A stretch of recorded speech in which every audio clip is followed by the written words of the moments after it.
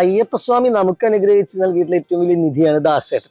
അതുകൂടെ പറഞ്ഞിട്ട് വേണം പൂർത്തിയാക്കാൻ. കാരണം അയ്യപ്പ ഭക്തി ഗാനങ്ങളിൽ ദാസേട്ടൻ പറഞ്ഞിട്ടുള്ള ഒരു സ്വര ഗാംഭീര്യം, അല്ലെങ്കിൽ അതിലൊരു ഭക്തിരസം, പൂജ എന്നൊക്കെ പറയേണ്ടി വരും.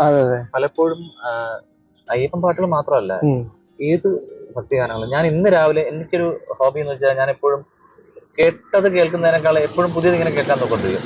ഇന്ന് രാവിലെ ഞാൻ 5 പാട്ടുകൾ കേട്ടു. അത് മാണിക്യനാച്ചി അമ്മ എന്ന് പറഞ്ഞിട്ട് സമ്പത്ത് സെൽവം ചെയ്ത ആൽബത്തിലെ ദാസാറിന്റെ തമിഴ് പാട്ടുകളാണ്. ഇന്നലെ ഞാൻ കേട്ടത് മുരുകൻ പാട്ടുകൾ, തമിഴിൽ സമ്പത്ത് സെൽവം തന്നെ ചെയ്തത്.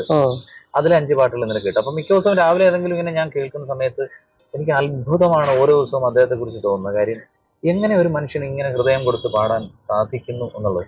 നമ്മളൊക്കെ ഓരോ പാട്ടിലേക്കും എത്തിപ്പെടാൻ വേണ്ടി എത്രത്തോളം നമ്മൾ ആലോചിച്ചാലും ആഗ്രഹിച്ചാലും എത്തിപ്പെടാൻ പറ്റണമെന്നില്ല. അത് പ്രതിഭയും സാധകവും പിന്നെ ഒരു ബ്ലെസ്സിങ്, മൂന്നും കൂടെ അദ്ദേഹത്തിനുള്ള പോലെ ആർക്കും ഇല്ല. ആ പുണ്യമുള്ളതുകൊണ്ട് തന്നെ ശബരിമല സന്നിധാനത്ത് ഓരോ ദിവസവും ഹരിവരാസനം ആയിട്ട് അദ്ദേഹത്തിന്റെ സ്വരം ആളുകൾ കേൾക്കുകയാണ്. ഇന്ന് നമ്മളിപ്പോൾ ശരണവഴി എന്ന ഈ പരിപാടി വൃശ്ചിക മാസം ആരംഭം മുതൽ മകരവിളക്ക് വരെയുള്ള സമയത്തേക്ക് റെഗുലറായിട്ട് പോയിക്കൊണ്ടിരിക്കുന്ന പ്രോഗ്രാമിലെ പൂർത്തിയാവുന്ന ഒരു എപ്പിസോഡാണ്. നമുക്ക് ഹരിവരാസനം അല്പം ചൊല്ലിട്ട് പൂർത്തിയാക്കാം.